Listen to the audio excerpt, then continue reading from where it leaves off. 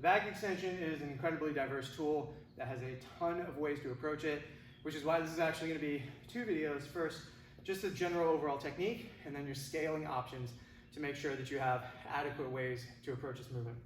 So as far as technique goes, I generally want this to be as short as possible. And the reason is if I get way up here, and there is a scaling function of this, what I find is that my hip is totally blocked. If my hip can't move, I'm missing some components of this. Now there is a time and a place to go up super high, but in general, you're trying to get into whatever the lowest setting you can tolerate is. And that might be 1 click up to accommodate maybe some knee discomfort, some low back discomfort. Once I've found a setting that I can get through, the goal is to get locked in.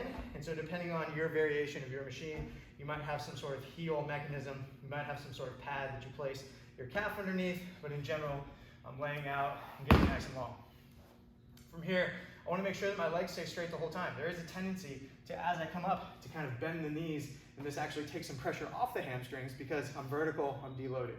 The idea is I stay completely locked out in the legs in order to get maximum benefit to my hamstrings.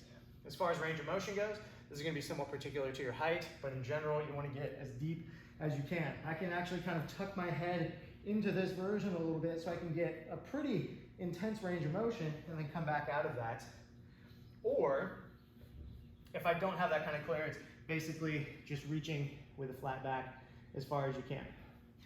Whether or not you should have your back flat or curved, for the most part, allowing that natural range of motion, so some curvature of the back. And the reason is life demands that we have both the ability to get through here and reach stuff, but then also the ability to get through here and anchor from the hips. Okay, so we're getting a little bit of a combination of both. Once I get up top, I'm trying to, it's very common to kind of hedge in this space. I want to get up tall. And it's not so much that I'm trying to arch up to the ceiling, but I'm envisioning a straight line from my head all the way down to my heel. This is going to place a ton of pressure just across the entire posterior chain. Most people are going to feel this in their low back first, sometimes in the hamstrings. What about low back pain and tension? Well, if this fires up your low back, all that implies is that that's the weakest link in the chain. So theoretically, just placing my foot here and placing pressure could light up my foot if I had very fragile feet. For most people, that's not the case. It's going to be the low back. Low back is a weak link in the chain.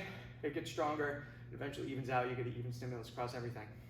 As far as low back training, why is this not that big of a deal? Well, because the way down is gravity assisted. There's basically nothing to interfere with my low back. Here I'm totally deloaded, so unless I have an injured or compromised back, this is probably actually going to feel kind of good. It's only on the way back up that my low back is under tension.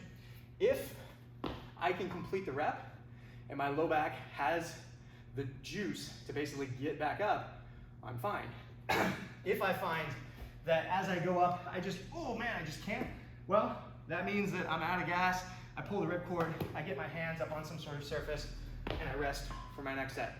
In general, because you're only producing force with your low back, and it's not like a deadlift where I've got maybe 300 pounds and I'm going down and it's like, oh man, my low back isn't up for the task. Or as I come back up, my hips and legs are fine, but my low back is dying.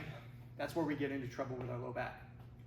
The other video, the scaling options, is going to tell you how you get through and manage this from a very fragile state all the way up to a super strong state.